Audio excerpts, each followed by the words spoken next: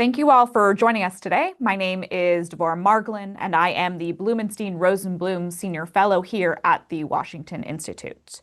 I'd like to welcome you all to today's policy forum, Pursuing an Israel-Syria Detente Post-Assad.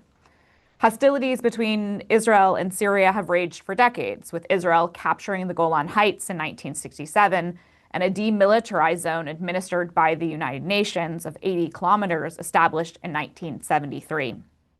During the Syrian civil war, Israel decided to not intervene and even worked with the Russians to keep its enemies, Hezbollah, Iran, and jihadists at bay, specifically to 80 kilometers from the border. And after the fall of the Assad regime, Israel appeared to advocate for a decentralized and weak Syria, governed by areas of influence, while the new al-Shara government in Damascus has said from the start that it was not interested in entering new conflicts, and since May of this year has had indirect talks between Israel and Syria. Recently, we saw on July 3rd, U.S. envoy Tom Barrack announced that Washington is brokering new border talks between Israel and Syria with an eye towards fostering economic development in the post-Assad environment, rather than launching another so-called failed attempt at nation building. So how should these negotiations approach the many complex issues that will come up during these talks, including concerns over Israeli military incursions into Syria, the new Syrian government's ability to provide internal security, competing claims over the Golan Heights, and the continued interference from actors like Iran and Russia? And very importantly for us, what role can the U.S. ultimately play in ending 8 decades of conflict between the two countries? And to help shed light on that issue, I'm joined today by 4 esteemed experts: Reem Alaf, Ehud Yari, Aaron Zellin, and Andrew Tabler. Before I get into introducing our speakers and handing over to them, a little bit of light housekeeping. Following some introductory remarks from our speakers, we do have a question and answer session. So if you joined us on Zoom, you can ask the questions to our panelists by entering them into the little Q&A box at the bottom of your screen. If you are watching this policy forum on our website or on YouTube, please feel free to email your questions to policyforum@washingtoninstitute.org. I'll begin our speakers. First, we are going to hear from Reem Alaf, a Syrian-born writer, advisor, and communication strategist, and author of the forthcoming book, It Started in Damascus: How the Long Syrian Revolution Reshaped Our World, coming out with Hearst. And she's also a former associate with the Chatham House. Reem will be addressing the Syrian perspective. Next, we will be hearing from Ehud Yari, the Washington Institute Laufer International Fellow and an award-winning Middle East commentator for Israel's Channel 12 News. Ehud will be providing the Israeli perspective. We will then hear from Aaron Zellin, the Institute's Gloria and Ken Levy Senior Fellow, creator of its interactive Islamic State Worldwide Activity Map, and author of The Age of Political Jihadism, a study of Harat al-Tahrir al-Sham. Aaron will be talking about the HTS's historic policy on engagement. Finally, we will be hearing from Andrew Tabler, the Institute's Martin J. Gross Senior Fellow, former director for Syria at the National Security Council, and a former senior advisor to the State Department's special envoy on Syria engagement. Andrew will be presenting the U.S. policy perspectives. I will now hand it over to Reem.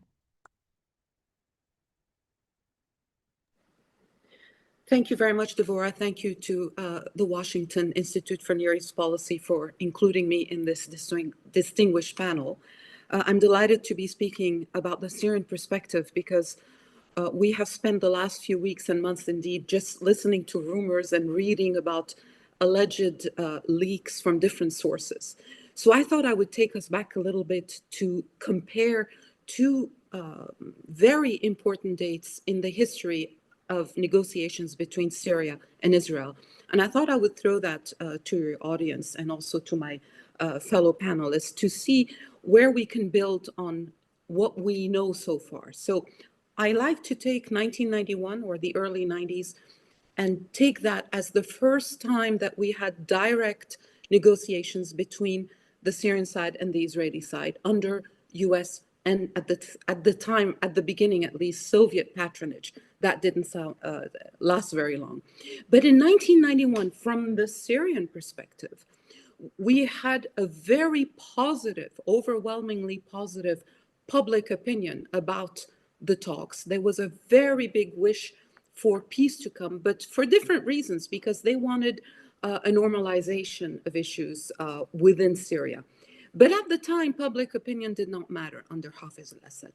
Today, in 2025, public opinion matters very much in Syria.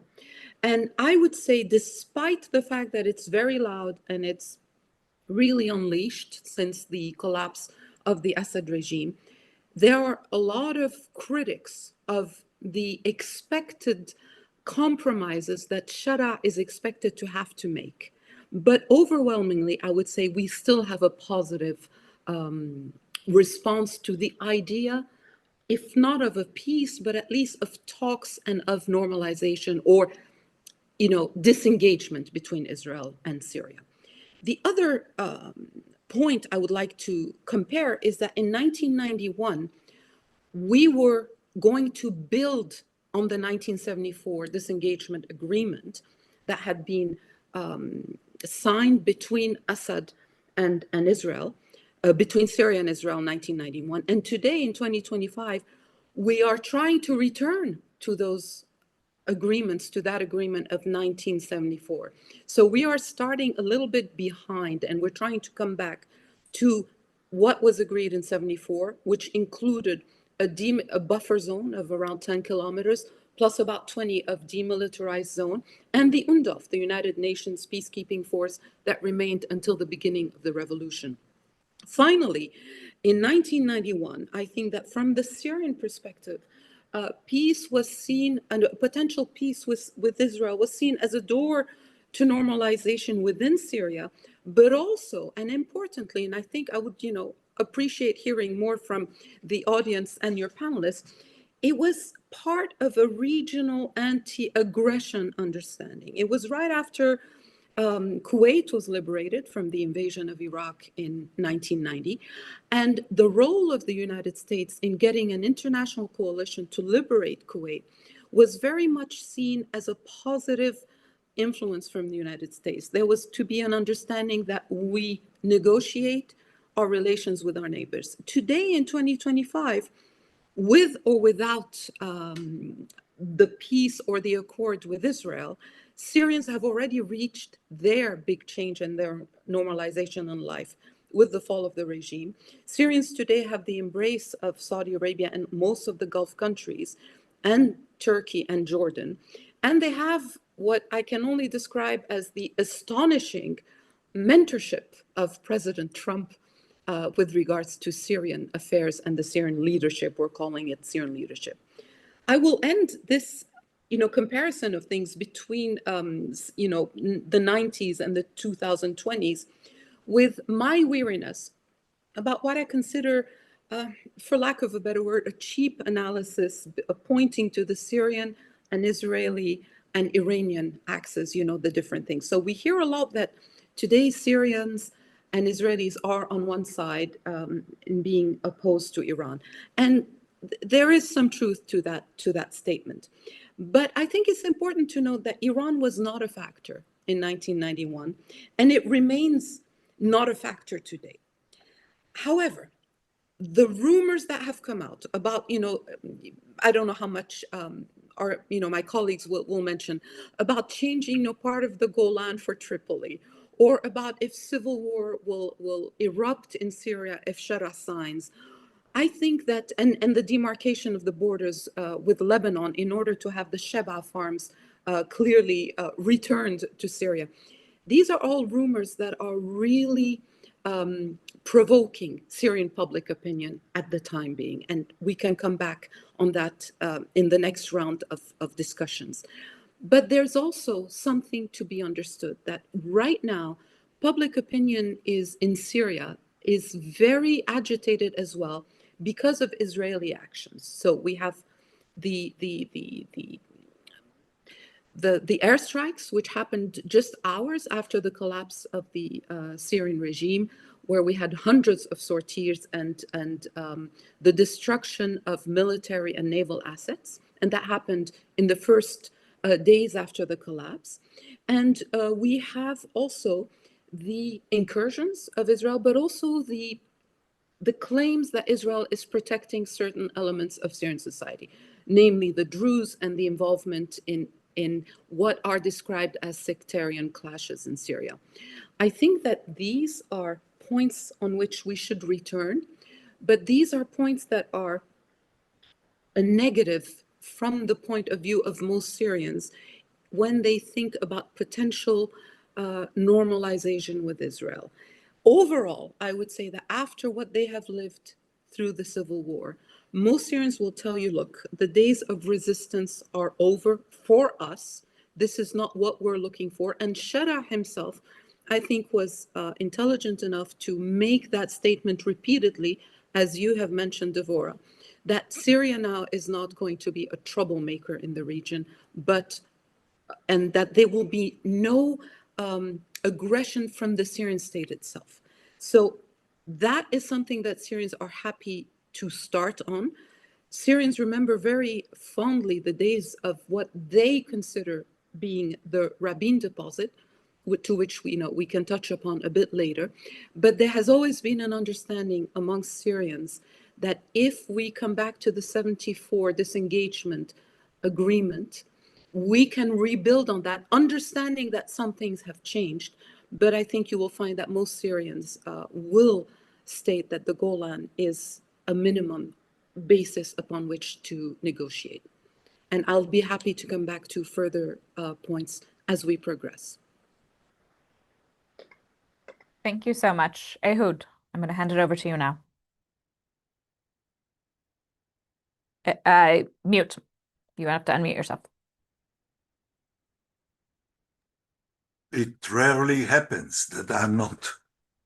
Anyway, I agree with many of the points made by Rim, and I will say bluntly, as is my way, the following. Israel and the new regime in Syria have quite a few common enemies and quite a few common interests. And we have to start from there. I understand, and I agree with Rim, that people in Syria have difficulties adapting to a new circumstances, but it is happening. So what I will say is this. Once the HTS walked into Damascus with the Syrian army melting down, not really fighting, there was a vacuum created in southern Syria. The 100 kilometers space between Damascus and the Israeli Golan border and Jordan. The First Corps, with its three divisions, totally disappeared.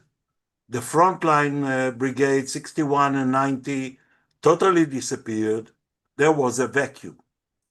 So Israel has taken steps to make sure it can defend itself instead in case somebody who is not very friendly occupies this space.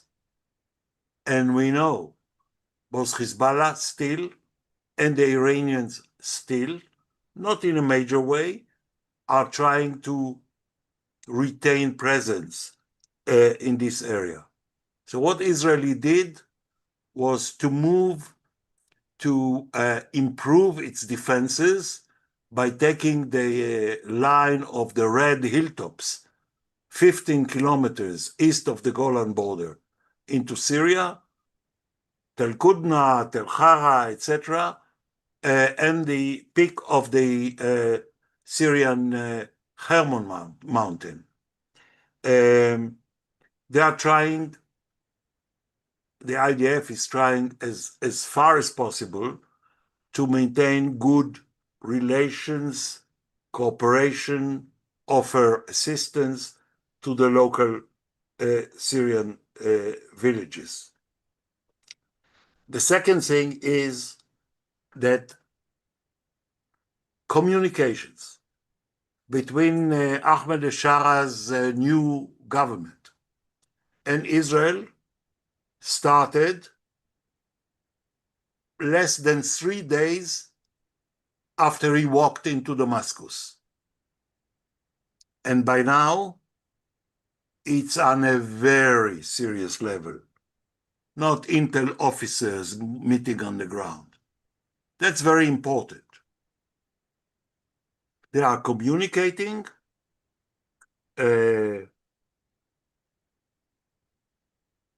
It's in the works. The Israelis were extremely suspicious of Shara, the jihadist in a suit. But I think a lot changed here amongst the professionals in the intel community, etc. Once somebody who is well known by Aaron and Devorah and you, Abu Muhammad al-Maqdisi, the ideologue of jihadism, declared Shara as infidel. That was a turning point, which nobody should skip. Now, let me say a few things about the opportunities. I think we are not talking about Syria joining the Abraham Accords. This is impossible because they cannot give up the Golan Heights, and we cannot relinquish the Golan Heights. It's not going to happen. What is at work is the idea of some sort of an upgrade for the 1974 separation of forces agreement, maybe in a totally different shape, organizing the security arrangements between Israel and Syria,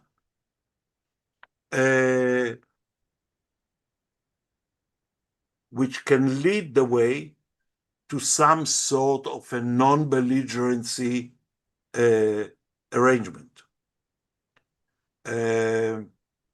It can be structured, devised in different ways. I do believe personally that it's possible because it doesn't create full normalization between Israel and Syria and doesn't bring Shara to the fold of the Abraham Accords. Now, what are the common interests that we can share? One, we have a common interest in preventing the Hezbollah and Iran from re-establishing themselves in southern Syria and beyond. And cooperation on this is vital. I think it's already at least partly in place. Number two, by losing Syria, Iran has lost its link, its corridors to Hezbollah, and Hezbollah has become a sort of an isolated sort of enclave in southern and parts of eastern Lebanon. The monitoring of the Syrian-Lebanese border is of utmost importance to Lebanon, to Syria, to Israel. We can all, and to the US, we can all cooperate on this. Number three, there is the issues on the Jordanian border. Jordan, important to everybody.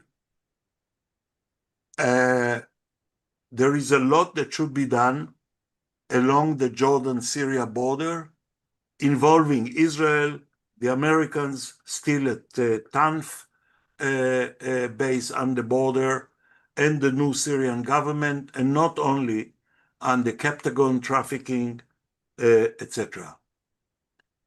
Further, we need a mechanism to manage the water of the Yarmouk River basin. Quite a few tributaries coming from the Syrian Heights are going into the Yarmouk. That's something which is tripartite. Syria, Jordan, Israel, we already have a very good system of cooperation between Israel and Jordan. Syria can join. Then I'm coming to something which to me, my friends in the Institute know it for a long time, is very important. Gas. We can provide Syria with gas from the East Mediterranean fields of Israel. We have the pipeline to Jordan. It links to the Arab gas pipeline in Jordan going north to Syria. We don't need the Qataris to cut a coupon on this. We can do it directly. And since there are many players willing to help in the reconstruction of Syria, it will be funded. I can see the day, I don't think I'm dreaming, in which Israeli gas is providing electricity to people in Damascus. It's possible, it can happen, it's not that complicated. On the other issues, there are more that can be done between Israel and Syria, short of a peace agreement, short of the Abraham Accords. We can have, for example, exports and trade between two countries. We already had it under Assad. The Druze community of the Golan was allowed to send apples, including the pink lady apples of my family in Metula, Israel, to Syria, and bring whatever they want from Syria. This can be expanded. You don't need a peace treaty for that. Tourism. You can get to a point where you allow tourists, non-Israeli, coming to Israel, crossing to Syria and back, just like they do go to Jordan or Egypt under land crossings. And here it is. So overflights. You can allow Syrian airline to fly over Israel, and Israeli airlines fly over Syria wherever they want to go, just like Saudi Arabia. What I'm trying to say, Devorah, is very simple. I think there are lots of opportunities here. I think they are within reach, and I think we should go for them. Thank you. Thank you so much, Ehud. Aaron, I'm going to hand it over to you, please. Great, thank you, and hopefully I'll be able to build off of some of the great comments from both Reem and Ehud. Look, Ahmed Ashara and his cohort now running the Syrian government obviously have come a long way over the last however many years you want to describe their transformation. But of course, it's one thing to kind of quit the global jihadi game and be more, locally conservative Islamist types. But still, even after these breaks, they've still been very pro-Palestinian in their worldview in the way that they've discussed sort of the Israeli issues over the years. I mean, just 4 years ago, for example, the now president of Syria, after a conflagration at the time in May 2021 between Hamas and Israel, said that what happened in the past 3 days renewed the Islamic spirit across the Islamic world in a clear and major way. And that was 5 years after they broke from Al-Qaeda. And so I think it's important to understand that while they might not be global jihadis, they have other considerations to deal with, not only within their movement, but within society, broadly speaking, as Reem noted as well. And that's why, even though the way that this has been kind of discussed online or in the media recently in terms of, the Israeli media leaking some information about the Abraham Accords, American government officials, It's very different in the way that it's presented by the Syrian government now and its media apparatuses, where it's a bit more muted and not as idealistic in the manner, but rather sort of going back to what they more or less have said since the fall of the regime, which both Devorah and Ehud noted, that they don't want any troubles. The country has just been through 14 years of war, and rather they want quiet, essentially. Of course, they still have to deal with the consequences, though, even though Israel, like Ehud mentioned, had this vacuum on the border. But at the same time, these incursions have still continued to this day, even though ostensibly the Syrian government has governance capabilities in both Dara and Quneitra to a certain level. And as Ehud noted, they do have common interests, and we've seen that the Syrian government over the last 7 months has gone after Hezbollah networks, weapons smuggling attempts, as well as the Captagon trade as well. And so it's clear that there's a possibility to work together. And just like the U.S. providing some intelligence to Damascus about, say, ISIS plots or cells, and the new Syrian government going after them, it kind of created goodwill between them. And so far, we've seen sort of, at least from the Syrian side, there has been some goodwill as well, where we've seen, some of the Palestinian terrorist group leaders and members being arrested or being disarmed or being forced to flee to Lebanon. We've also seen the Eli Cohen spy archive being returned as well. But it would make sense, at least, to try and alleviate some of the concerns within Syria that Israel kind of also returned to its so-called good neighbor policy, where it was assisting with people that were injured or hurt during the Syrian war from the opposition side of things. But because of all this, I think just as Ehud has already discussed, a lot of what's going to happen if these negotiations go further than just discussions in the media or behind the scenes type of meetings, it's unlikely in the near term that we'll see anything along the lines of the Abraham Accords. I think that, at this point, discussing more of a non-aggression type of pact seems a bit more realistic. As already alluded to by both speakers, the situation obviously has changed since 1974, and therefore things would need to be updated and changed potentially. But I think before anything would get to an actual, peace agreement side of things or Abraham Accord side of things, is that Israel would likely need to withdraw from the territories that it has taken over inside of Quneitra since the fall of the regime, because we've seen that it's had a deleterious effect on the local population so far, not only in terms of some of the violence that has occurred, but it's also exacerbated some of the drought-like conditions in the area, since Syrians can't access their agricultural lands, as well as some of the headwaters in the Hermon being cut off and thus creating water shortages as well. We've also seen domestic pressure being put on Shara too. Just a week ago, we saw Syrian notables from the displaced regions of the Golan Heights putting out a statement, essentially telling Damascus not to give up the Golan Heights in any final settlement. Plus, it's important to remember that Shara's father himself was amongst those displaced back in the day, and therefore, beyond sort of the nationalistic angle to this, I think there could also be a personal stake in trying to eventually at least regain the Golan Heights for Shara too.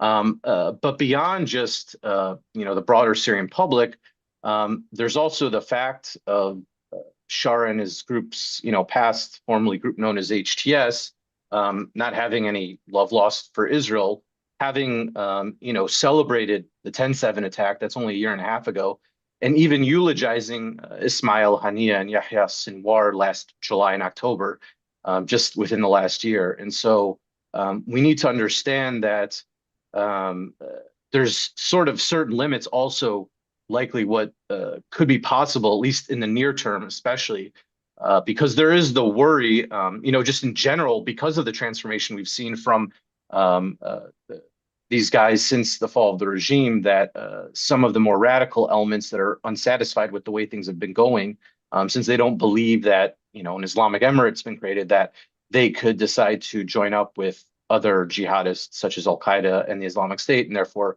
potentially destabilize things. But it is important to note the shifted tone and more pragmatism related to the new government since the fall of the regime. Of course, they've seen what Israel has done militarily in the last year and a half or so, and don't want to end up like Hamas or Hezbollah. And we've seen nobody, in the government saying anything negative related to Israel vis-a-vis what's been going on in Gaza either. Though it is interesting that some, supporters of those that have been in HTS and some figures were elated to see in the recent round between Israel and Iran that there was destruction in Israel. Essentially, happy to see from their perspective Israel getting a taste of its own medicine for what's been going on in Gaza since the 10/7 attack. And so I'll just end by reiterating that I think the best path forward is to go for, at least in the near term, something along the lines of a non-aggression pact, because it's probably something that's the most realistic that I think the Israelis would go for, but also something that would be acceptable in Syria. And in the distant future, maybe there could be something more, but I think that there needs to be more confidence building and trust built over time as well. So thank you. Thank you, Aaron. I'm going to hand it over to Andrew, but right before I do, I'd like to remind our audience that if you have questions, please just put them into the Q&A function or to email them to policyforum@Washington Institute. Andrew, over to you. Great. So thanks so much for all of your hard work. All the panelists have been great. And I'll try and just sort of dovetail off of comments. It's always easier to go last. But in this case, maybe it's actually harder to go last, particularly concerning trying to define U.S. policy and where it might be going. But for the moment, I think things are pretty clear. President Trump's May 13th decision to lift U.S. sanctions on Syria, I think, presents a once-in-a-lifetime opportunity for Syria and its current leader, Ahmed Ashara, to go in a new, more positive direction with the United States, probably for the first time since the 1950s. I mean, in a really fundamental way. The U.S. and Syria have had negotiations along the way, and on a number of occasions during what are called constructive engagement. I'll get to that in a moment. But this kind of reorientation is akin to those earlier periods of time. That experiment in the 1950s was cut short by a series of coups d'etats in Syria that ultimately delivered the country to the Soviet Union and made it arguably one of the most unstable countries in the world. So we're hoping this time around that things go better. And I wish both parties well in trying to achieve this. Last week, U.S. Syria envoy Tom Barrack announced that Ashara was engaging in indirect talks with Israel, as we've pointed out. He has described the goal of the talks as the forming of a non-aggression pact, and that's oftentimes been a word that's been used. What that exactly means is unclear, but it's akin to the 1974 disengagement agreement between Israel and Syria, and which Israel withdrew from last December after the fall of the Assad regime, which my colleagues mentioned. That would ease tensions between Israel and Syria that have been aggravated by limited attacks by groups in Syria across the Golan frontier, and of course by the Israeli incursions, which my colleagues have talked about in depth into Syria to bring more areas under its control.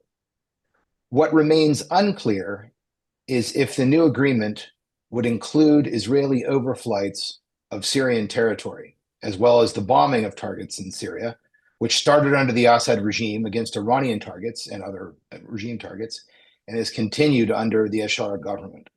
And that's really something I'm not clear as part of the agreement or not. I'd be glad to hear from Ehud and others about how that's going to exactly work, because it's not just about the border, it's about something larger than that, I think. If this occurs, this agreement, so the theory goes, Ashara could then turn his attention to stabilizing the country, reorienting it away from Iran, taking over more Syrian territory through political deals with different adversaries or competitors. And I think concerning the United States, addressing the 5 important points that President Trump discussed with Ashara on May 13th, and have been addressed by subsequent conversations by Secretary Marco Rubio, and Ambassador Tom Barrack. And they include the following. Washington has urged Syria to join the Abraham Accords, which we're talking about here today, which during the first Trump administration saw 4 Arab countries sign peace agreements with Israel as part of a regional realignment. I think both Syria and Israel now shared antipathy towards Iran, which is a big change from the Assad government and potentially is an area that ultimately we could lead to an agreement. I would agree with my colleagues, though, that for the moment, we're not there and we have a lot of territory to go. And the irony of being in a conversation about, a Syrian leader whose nom de guerre was Abu Muhammad al-Julani, and to go from that into signing a peace agreement about the Golan would be a real leap, I think, in the short term, and perhaps it's a medium and long-term goal from now. Second point from the United States was dealing with terrorists and other groups among the ranks of the Syrian security forces. That was number 2. Number 3 was ejecting radical Palestinian groups from Syria. 4 was the continuation of anti-ISIS operations and to suppress it and to knock it out. And then finally, dealing with responsibility over ISIS detention centers in general, which my colleague Devorah knows very well, which are currently controlled by the U.S. ally Syrian Democratic Forces.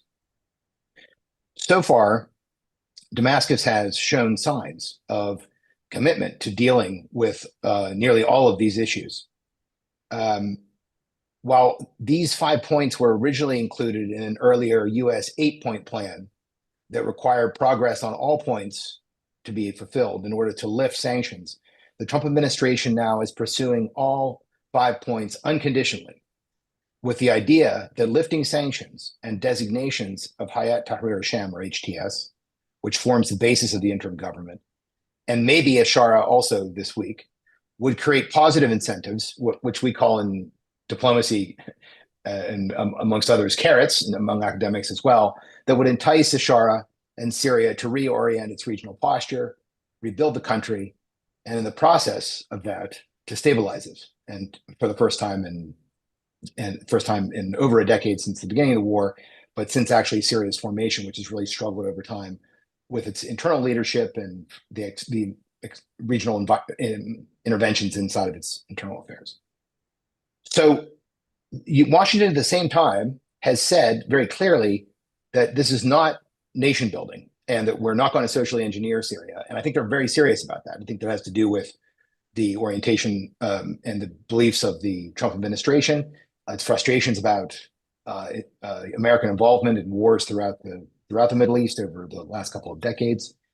And while that all might be true, there are a number of domestic issues ahead for Ahmed al-Shara and for the United States that, if they're not addressed, are not going to be anything about democracy or about nation building, but are simply going to be about to what degree can al-Shara stabilize the country and deliver on the promises that he's made to the United States and to President Trump in his meeting on May 13th. The first one is the overall stabilization of the country, including the unclear role, which my colleague Aaron has written about recently, of HTS splinter groups and the degree to which they have realigned with ISIS. I think this is particularly important as Shara takes controversial decisions and public positions, potentially, concerning talks with Israel and overall relations with the United States. I would point you to how contentious this is in Syria. Syrian American groups put up a billboard on Amawian Square and nearby of President Trump and Ahmed al-Shara a few days ago. And within a few hours, a graffiti artist had scribbled over President Trump's photo. And I think this overall, to what degree does this indicate popular discontent with realigning with the United States? We don't know that yet. But again, it's a challenge of trying to reorient a country that has been out of America's orbit for quite some time. The second issue is integration of the SDF into the Syrian government forces. And we just had a meeting about that yesterday. We can talk about it in the discussion, but it did not go well. Ambassador Barrack's been pretty clear about that. And it's going to be interesting to see if Bashar is able to cut political deals with other countries that have similar numbers of forces under arms. In the case of the SDF and the Syrian government forces, they're roughly at parity. Third is dealing with Drew's government tensions over the Syrian constitution. And I think we can get into that as well, who touched on Drew's dimension a bit. And then I think in the immediate term, which is only, I guess, a month away or a little over a month away, are People's Assembly elections, which are looming. And I think the Bashar government has talked about that being a way to correct some of the problems that they had with the Constitutional Committee meetings. And it's part of a process to stabilize the country.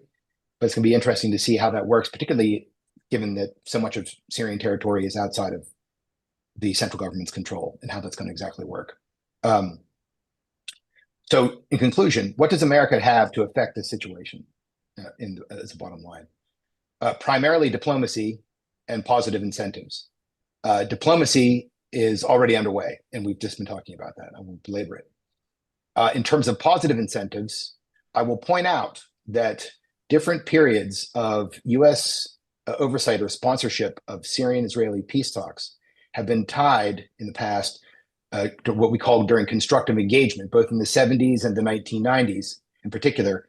They've often been tied to energy projects in Syria. Conoco, which is now ConocoPhillips, in the 1990s carried out an associated gas capture project, which channeled associated gas from Syrian wellheads to Syrian power stations, allowed Syria to export much, much more of its crude, get more money, and provide electricity for Syrians. And so I think, as Ehud had mentioned, that is on the table. What the source of that gas is, and so on, which is not going to be exactly clear. But American involvement in facilitation of investments in energy has already occurred as part of the $7 billion plan, which was announced by Turkey and Qatar, which the United States has firmly supported, particularly envoy Barrack's role from Ankara.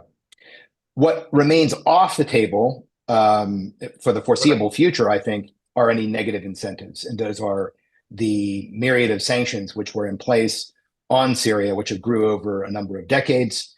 They have largely been issued removed due to a EO executive order on June 30th, and the State Department's in the process of lifting or waiving other parts of them. And while some of those might remain because they are legislation, for the moment, these negative incentives, or what we used to call sticks in diplomacy and still do, are off the table. Whether that changes due to a lack of progress on the 5 points that I mentioned earlier is really anybody's guess. But for the time being, I think it's diplomacy and carrots, and hopefully we get to a better situation than we have today. Thank you very much. Thank you.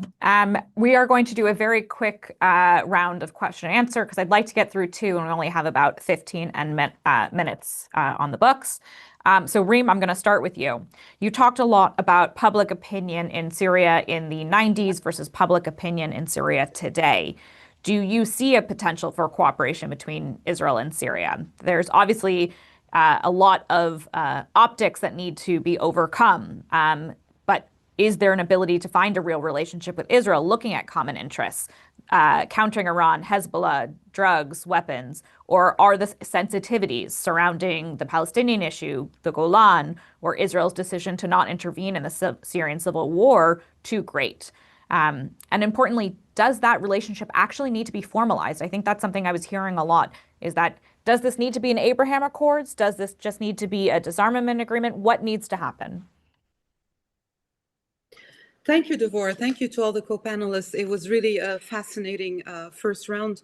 I wish we could speak for hours about this. I do think that there is a lot of room for cooperation. I do agree with Ehud. We do have common enemies and common interests, but the optics remain there. But just beyond the optics, there's also the hardcore facts. Interestingly, the public opinion about relating to Gaza, both sides, so the side of Syria that I do believe it's a majority right now that is supportive of what we dream of calling the interim government, is supportive of not normalizing with Israel until the Gaza situation is settled. And the other side, so the people who were still pro-Assad, or if not pro-Assad, are saying, well, at least the Assad regime used to help the resistance. these people are also anti-normalization for the obvious reason, saying, well, we never, let go of our support of Palestinians.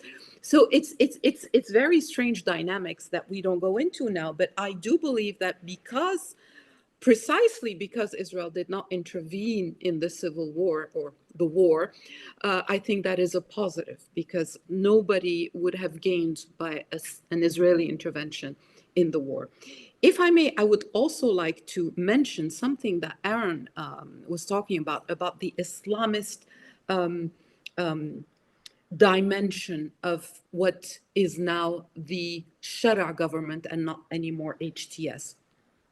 I think that what Shara is trying to project through the government and through different, the big so-called visual identity launch a few days ago, and through all his talk, is something that I think is not focused on so much outside of Syria. And it is certainly an Islamic identity, but it's not the global Islamic identity. It is the Syrian, and most specifically the Umayyad identity. And we hear a lot today in Syria, the concept of Bani Umayyah. So it is an Islamic, but very much an Arab and very much a Syrian, and I would go even further, a Damascene-centered kind of identity, where it was Anti-Shiite.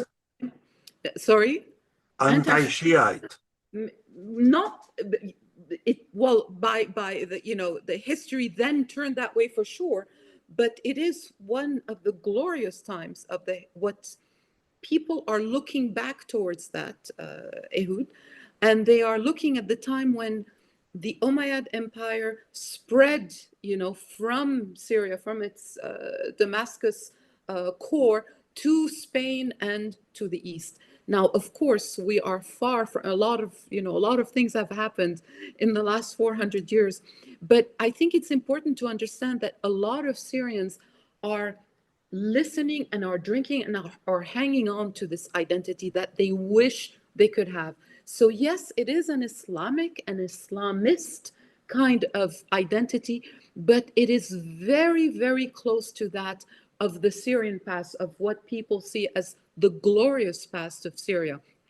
And because of that, because it was less of an aggressive type, less of a, Syrians like to think about the past in Spain, where, they did not enforce conversions in those days. So I think this is a perspective that sometimes we forget when we look at how Shara is likely to react to anything. But to close, I would say, yes, I think that, like my colleagues have said, we're not looking at Abraham Accords for the obvious reasons that, there is a history with Israel. We're not looking at a peace deal right now, but we are looking at a better functioning 1974 disengagement and possible normalizations from another side. I will finish with two words: Saudi Arabia, which also wants the situation to calm down so that it can participate more,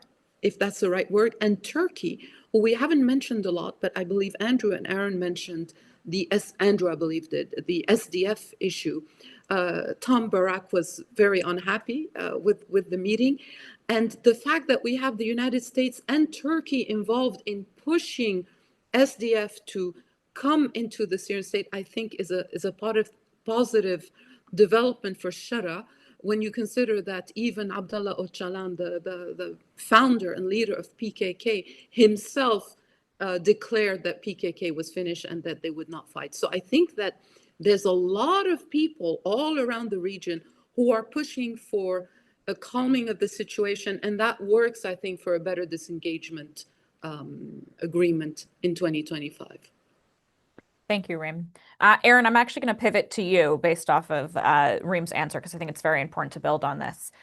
You and I have both written about the non-linear path of jihadist groups and governance, and kind of how it can sometimes be two steps forward, one step back, or it's not necessarily you move directly from jihadism to governance that things can happen. And Israeli policymakers in particular have looked at this from the lesson of Sinwar and Hamas. Just because a jihadist group says it wants to govern and that it has left violence doesn't mean it always has. So Should we be trusting al-Shara? How do we know? How do we verify? What should we be looking at beyond just the rhetoric coming out of the new government in Damascus? Look, I think it's important to continue to compare and contrast what they're saying and what they're actually doing. A lot of people are still stuck on all of the actions that they took, though, prior to 2016. That's now 9 years ago. There is a track record over the last 8 or 9 years. Obviously, it wasn't perfect. They still, ruled Northwest Syria, Idlib area, in an authoritarian manner. But we saw that they gave up on sort of global jihad, calling for attacks or doing attacks abroad. You saw through their civilian governing apparatus, the Salvation Government, that they were serious about trying to deal with the issues, even if it was in a limited manner, considering the constraints of Northwest Syria at the time, as well as the civil war. And we also have seen how they've now acted over the last 7 months. Whether one trusts them or not, obviously, I can't speak to other people and how they perceive it. But I see it more as part of this broader, gradual change that we have seen over the last 8 or 9 years or so. And, if for whatever reason there is backtracking, it's not as if people cannot change their minds in other governments to deal with the issue in different manners. All of these carrots that Andrew talked about is in part because we have seen since the fall of the regime that the transformation that we saw from 2016 to 2024 has gone even farther in the last 7 months or so. And there's been a lot of mutual interests, as Ehud noted too. And I think just continuing to compare and contrast these changes as well as what they're saying, I think is important, because people stuck on what they were saying 10 or 15 years ago, that's not actually what they're doing now. And they haven't been doing that now for, 8 or 9 years either. And so I think what's going on now is the key. And if they continue to go down this path, which Reem mentioned as well, which I agree with, some calling it sort of this neo-Umayyadism in some ways, I think is very Syrian in nature. But I think if there was some change or going back to what we saw maybe 10 or 15 years ago, it wouldn't be very hard to see it right away. And so I think we need to, based off of the facts of what's actually going on and not sort of these scenarios that could happen because they aren't happening. Thank you, Aaron. Ehud, I'm going to pivot to you and ask about Turkey, because I agree that really wasn't talked about a lot. And so Israel started to use language equating the threat of Turkey in Syria to the threat of Iran in Syria. Is this a real threat? Is this a negotiation tool? And you're on mute. So unmute. Unmute. Ehud, you have to unmute. Sorry. Sorry, Devorah. I'll be very, very honest with you. I have very little respect or appreciation of what the Israeli current government is saying and sometimes doing. That's it. Second, I think it's very important to note that Turkey is very careful how it's dealing with Syria vis-a-vis Israel. We have all read the reports of Turkish air bases in T4 air base, in Palmyra, in Mang, north of Halab, Aleppo, etc. Nothing of it took place.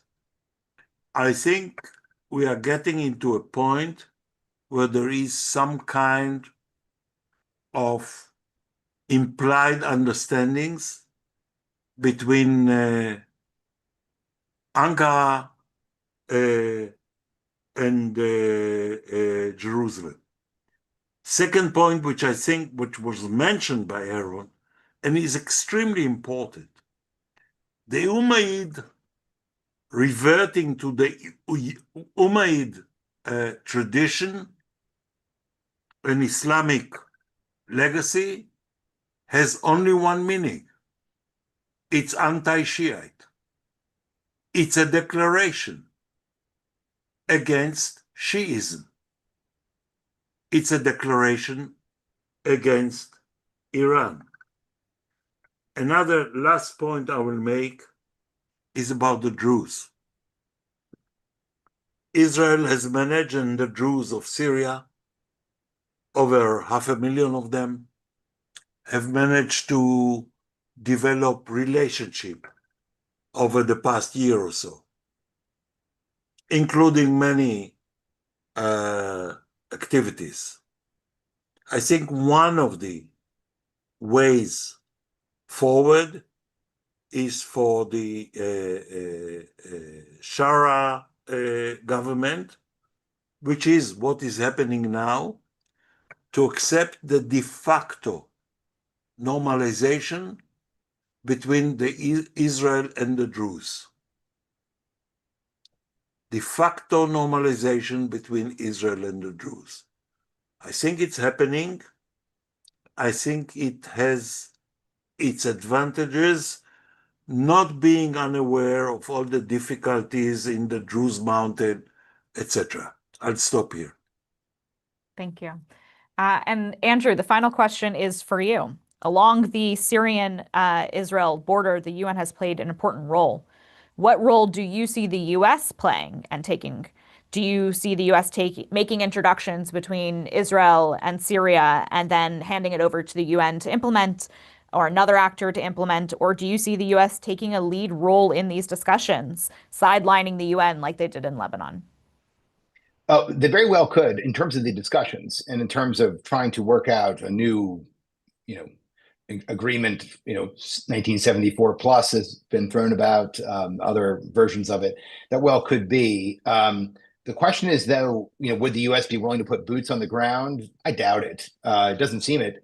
And while anything is possible, I think it's more likely that you would see another party, whether it is a third party or the United Nations, step back in, or they simply leave it to the two sides, and perhaps each side enforcing its own obligations on its side of the frontier would hold the day. Mutually assured destruction, or at least hurting each other, and the potential of it ultimately sometimes keeps the peace, other than separation.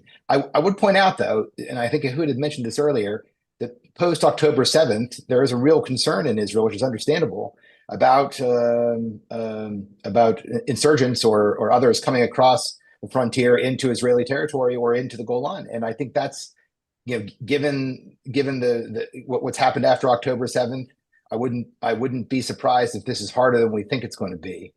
That being said, I think for the moment, each side has their own reasons for not peace, but putting things aside and seeing where things go as the tumblers in the region turn, and we see about the possibilities of an expansion of the Abraham Accords.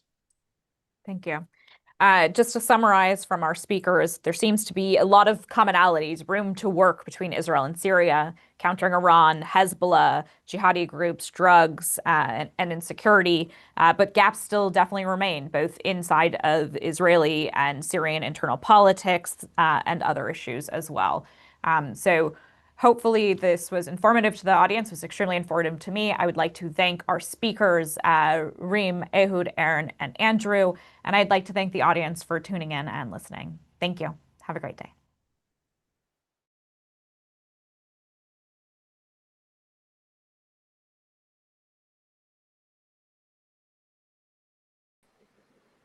Thank you, everyone.